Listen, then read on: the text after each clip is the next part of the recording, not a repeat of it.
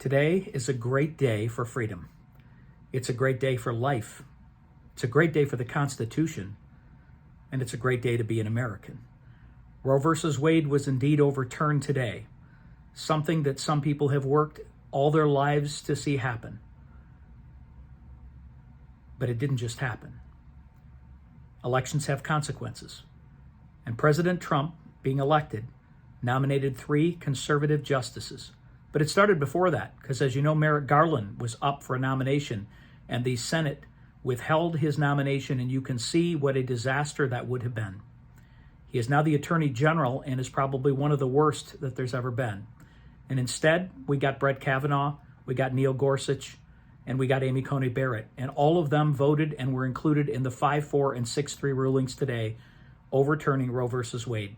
Samuel Alito wrote the opinion, and he said in there, it's time to heed the Constitution and to return the issues of abortion to the people's elected representatives. He went on to say, we hold that Roe and Casey must be overturned. The Constitution makes no reference to abortion, and no such right is implicitly protected by any constitutional provision. I share this with you because a lot of people believe that today's ruling bans abortion across the country. You would think with the media and the way people are carrying on that it is, but in fact, it's just the opposite. All it does is return the power to the people. All it does is return the ability for legislatures and for voters in a local area to control what happens in their state regarding abortion. It did change the landscape in a very big way, and it is something, again, that not a lot of us saw ever coming.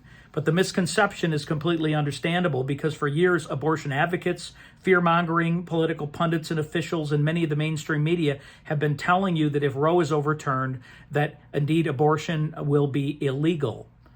That is just ridiculous and crazy. And if those states that are out there right now that have freedom to have abortions up till certain times, if they were done through their legislature, they are still in existence today. Nothing there changed, which means that we have got to get busy and get involved even more than we have in the past. So many times people didn't get involved because we thought this would never happen. But it's important that we look at each of the people that represent us because the battle is going back to the states. We've already seen it. We've seen from President Biden all the way to the governor of Michigan, Whitmer, who says we're going to protect women's rights. We're going to do what we can as a governor, as an attorney general, Dana Nessel is going to do. But look, it is our legislature that creates laws. And our governor is simply looking to bypass a law from 1931 that did not include abortion. And they are trying to use the courts and the Supreme Court in any way they can. And our Attorney General is stating that she will not uphold existing law, even though the Supreme Court has ruled. Elections have consequences. It is important for us to look at each and every person that is running for office in the primary first.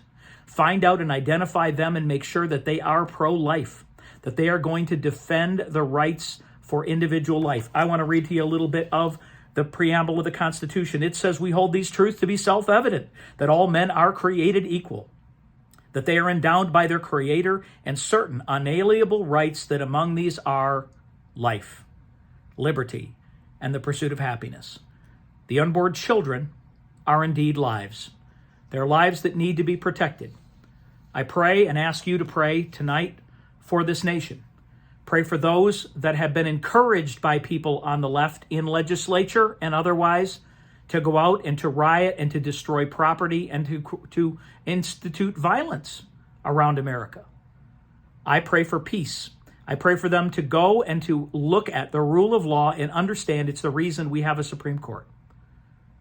It is not to be interpreted and read between the lines. It is to be literal. And that's exactly what happened today, again, in a 5-4 and a 6-3 ruling, the 6-3 in regard to Mississippi's, because that was a state rule that they would go only to 15 weeks.